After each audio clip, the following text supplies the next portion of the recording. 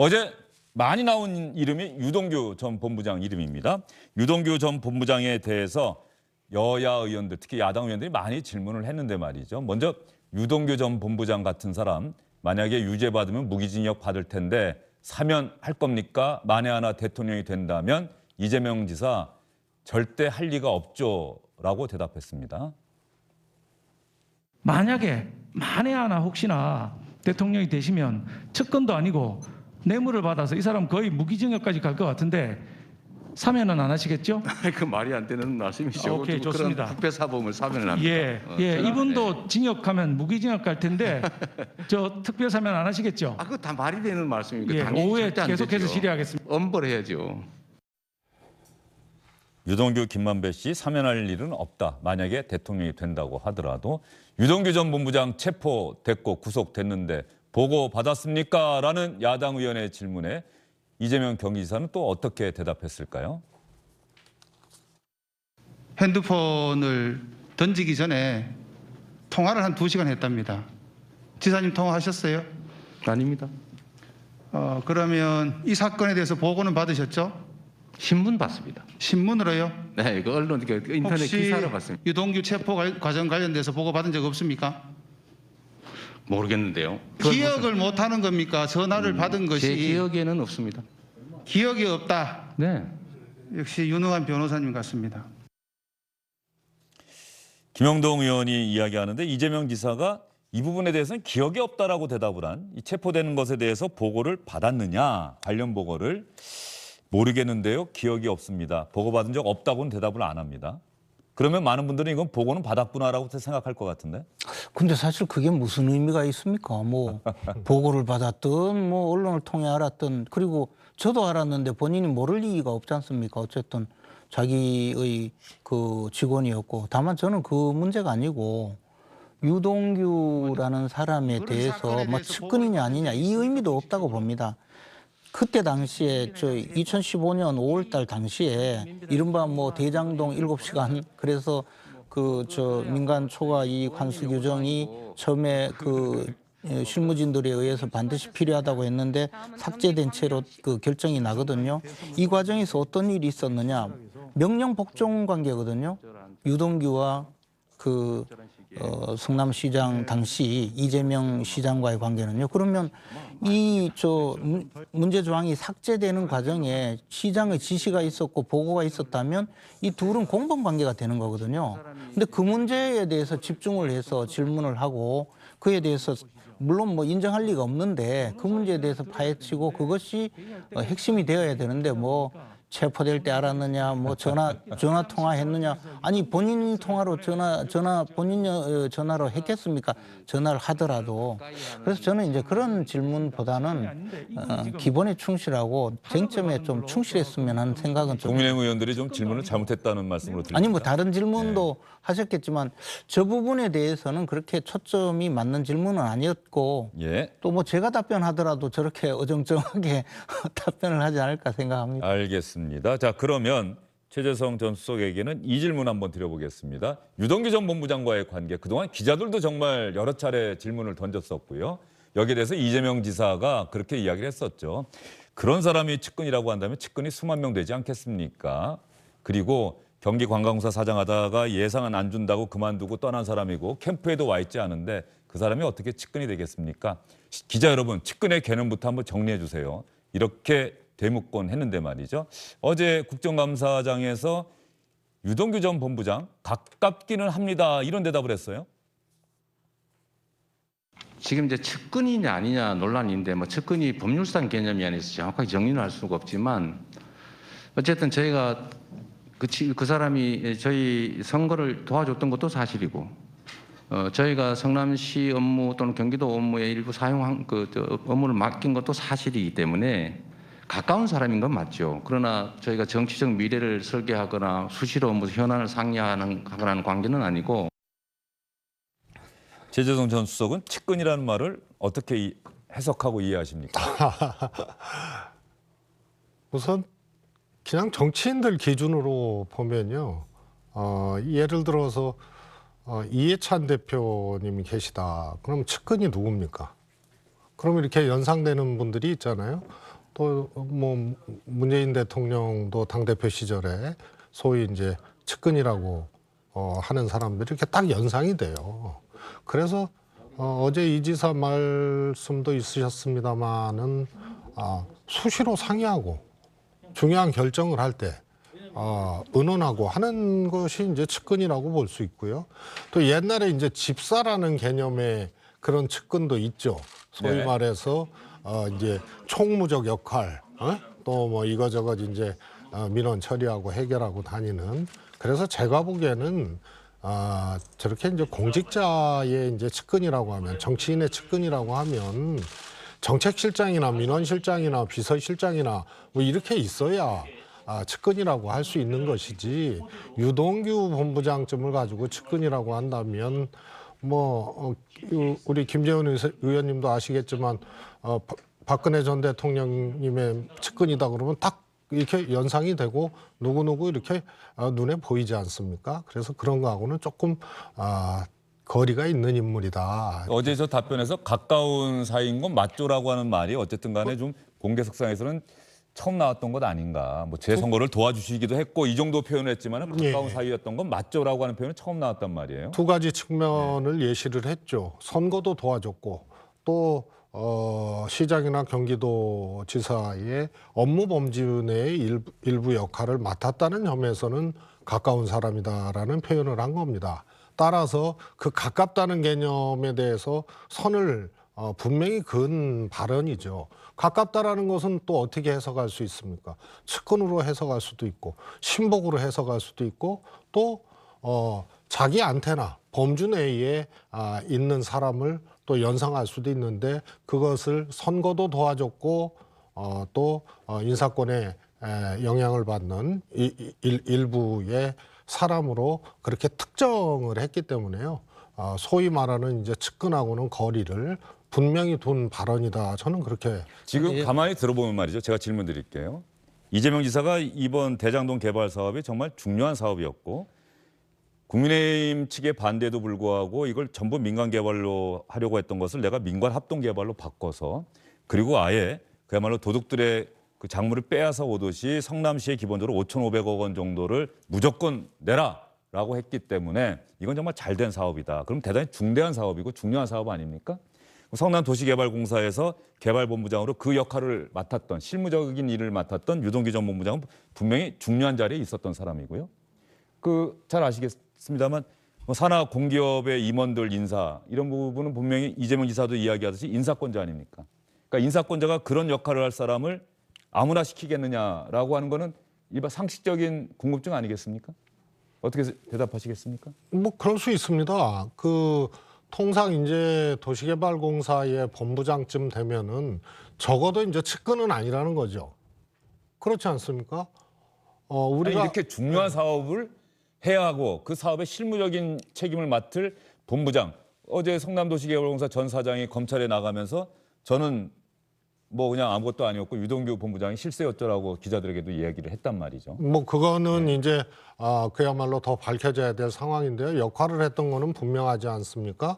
그러나 이 소위 말해서 대장동 개발의 개념이라 그래야 될까요? 그거를 성남시장 이재명 시장이 갖고 있었던 개념은 소위 말해서 이거를 이익을 환수하는 새로운 어떤 모델을 만들어가는 과정이지, 통상 민간 개발하듯이 그렇게 막 여러 가지 이 시가 배제된 채 이득이 민간으로 무조건 가는 개발은 아니죠. 그래서 나름 이재명 지사의 설계도 안에 이것이 있었기 때문에 배신감이라는 표현을 했잖아요. 저렇게 도둑과 연합을 했을 수 있었다는 점에서, 그래서 저는 통상 도시개발공사의 본부장 정도로 봐야지, 대장동 사업이 뭐 이재명 지사 재임 기간 동안에 제일 공약이고 가장 큰 사업이었다 이렇게 여겨지는 이재명 지사 것은 본인이 성남시가 만들어진 일의 최대 치적이라고 이야기를 했으니까. 그렇습니다. 예. 그러나 이재명 설계에 있었던 거고, 어제 표현했듯이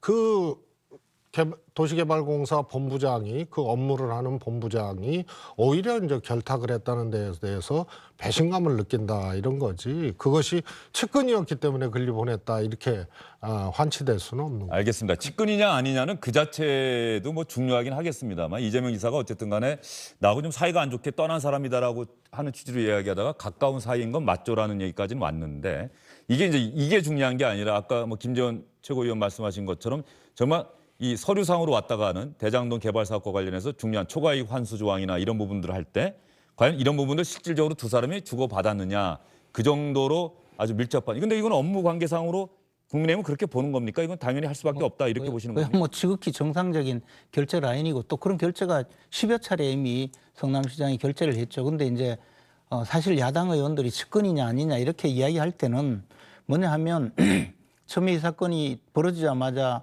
그 이재명 후보, 이재명 지사께서는 1원도 받지 않았다 그랬거든요.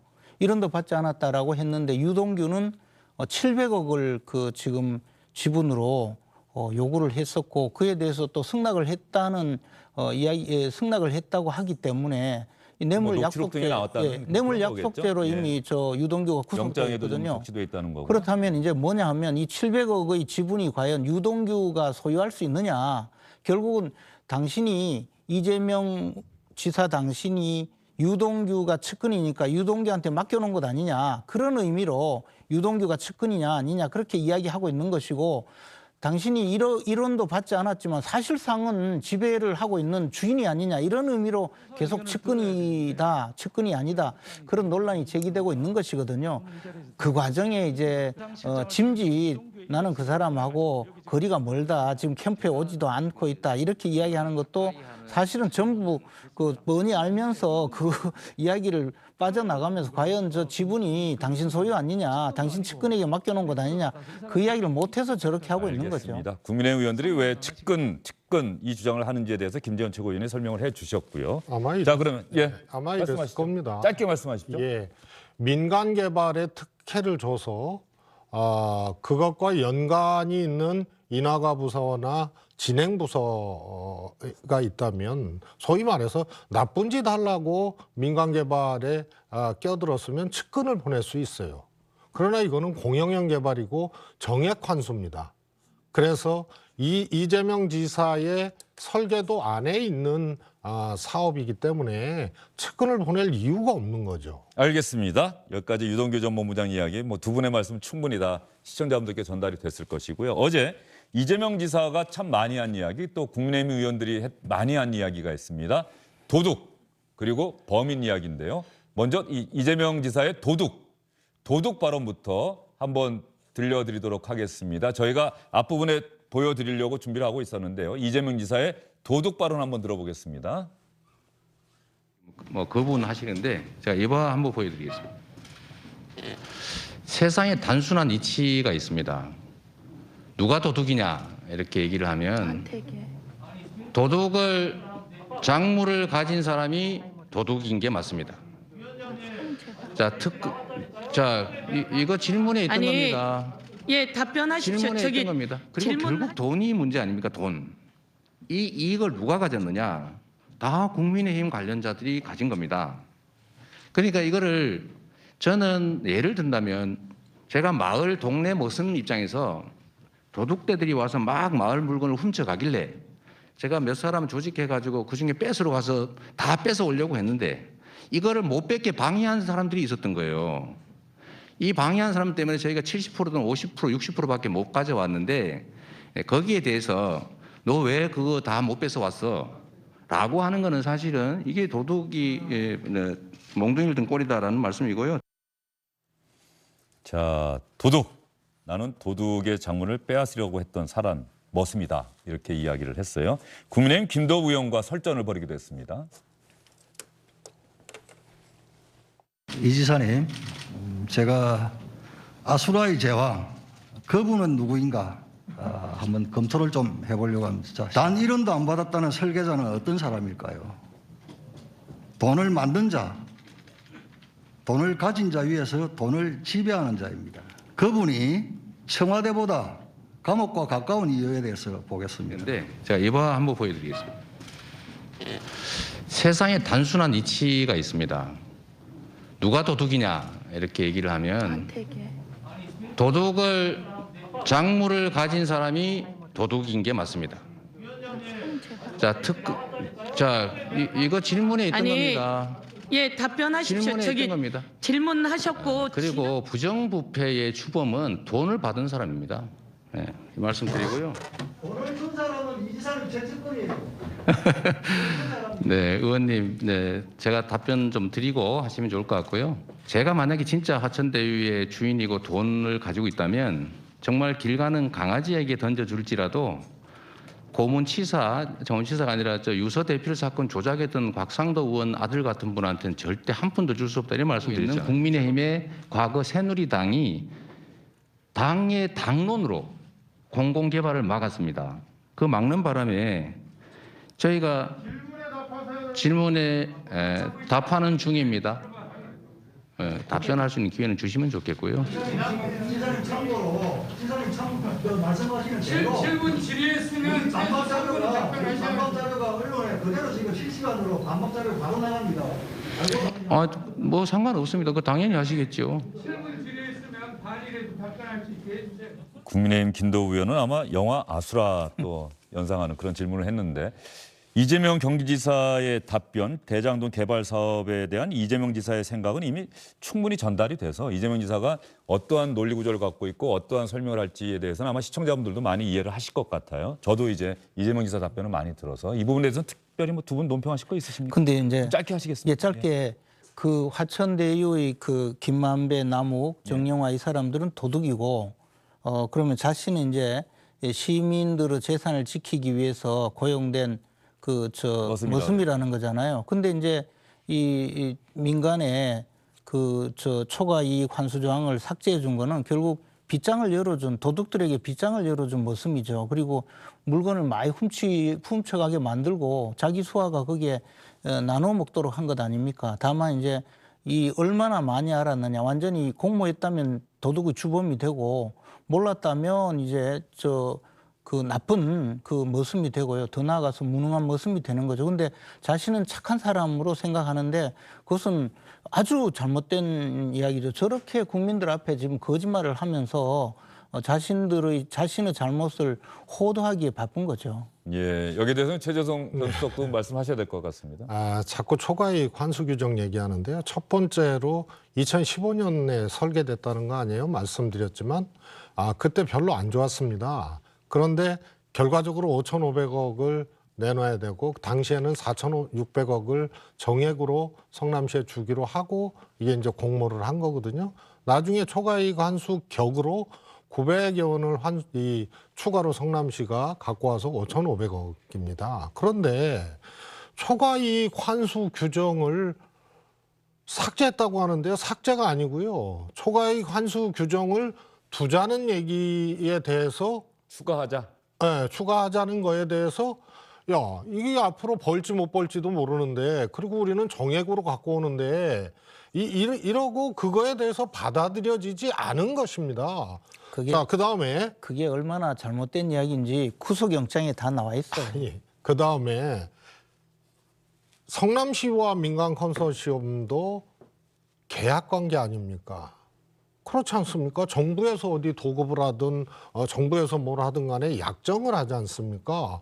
그래서 900억을 나중에 추가로 성남시에서 갖고 오는데 화천대유 측에서는 표현을 공산당이라고 했어요. 그래서 계약에 의하지 않고는 공공기관이든 정부든 아무것도 그것을 어길 수가 없는 겁니다. 그것도요. 지분이 있거든요. 화천대유 천하동인이 갖고 있는 지분과 성남도시개발공사가 갖고 있는 지분이 있는데 성남도시개발공사는 초과이익분에 대해서도 장래에 기대 가능한 초과이익분에 대해서도 50% 지분이 있거든요. 이걸 포기한 거예요.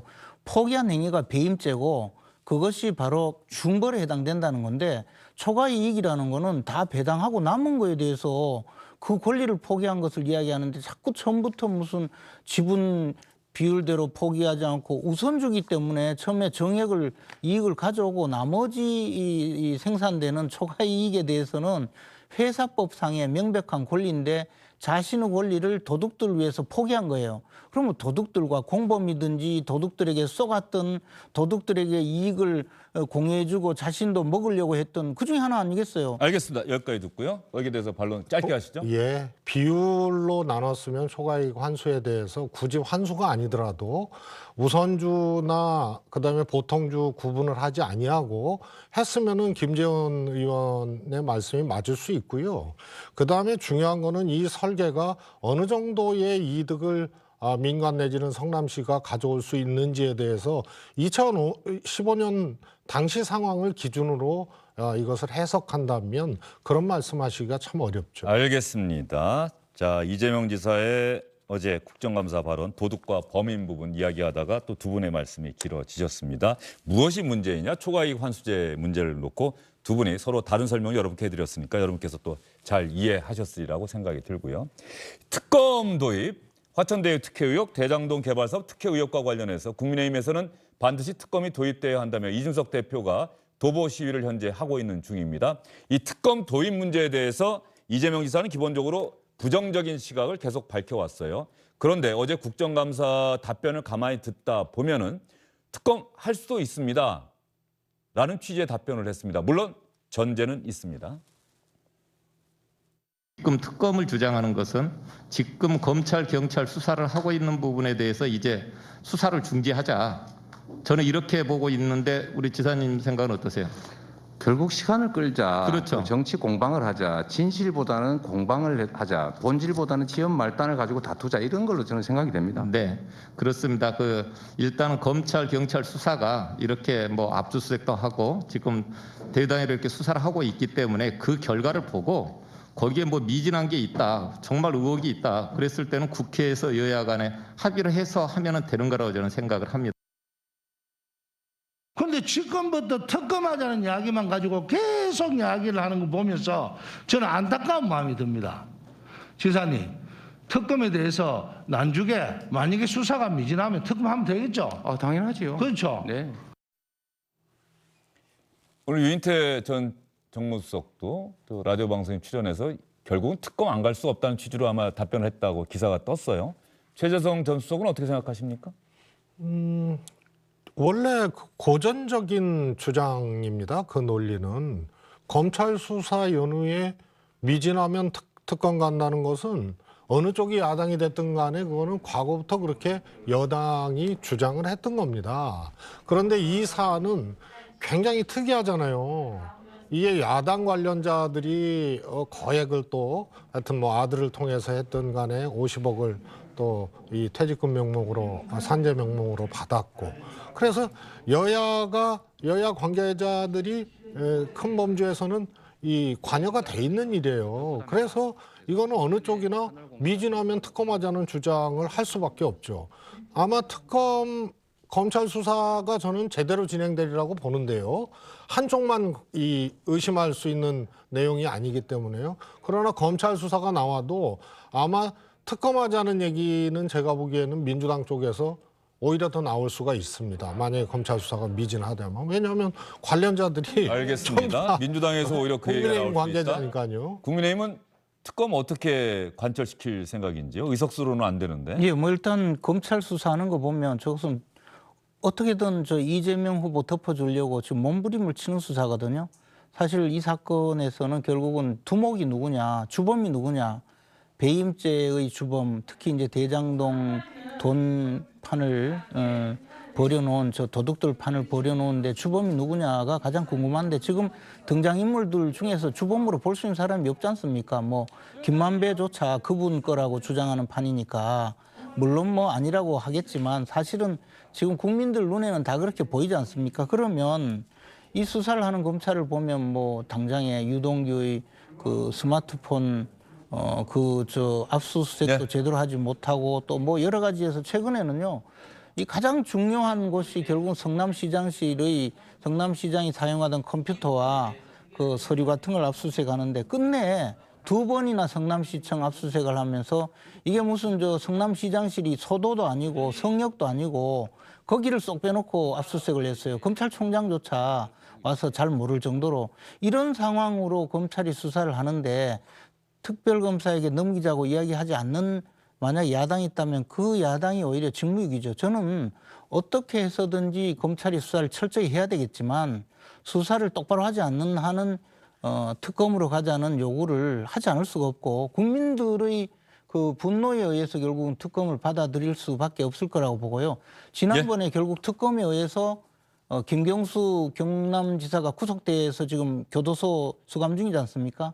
그런 것도 특검이 아니면 밝혀내겠습니까? 안 밝혀졌습니다. 알겠습니다. 권력자 범죄는 원래 그런 거예요. 예, 알겠습니다. 안녕하십니까, 주영진입니다. 더 많은 뉴스와 라이브 이벤트를 보고 싶으시다면 화면 오른쪽을 눌러서 구독해 주시기 바랍니다. 저희 SBS 앱을 다운로드 받으시면 뉴스 속보 알림도 받아보실 수 있습니다. 텔레비전으로도 SBS 뉴스, 유튜브로도 SBS 뉴스 잊지 마시기 바랍니다.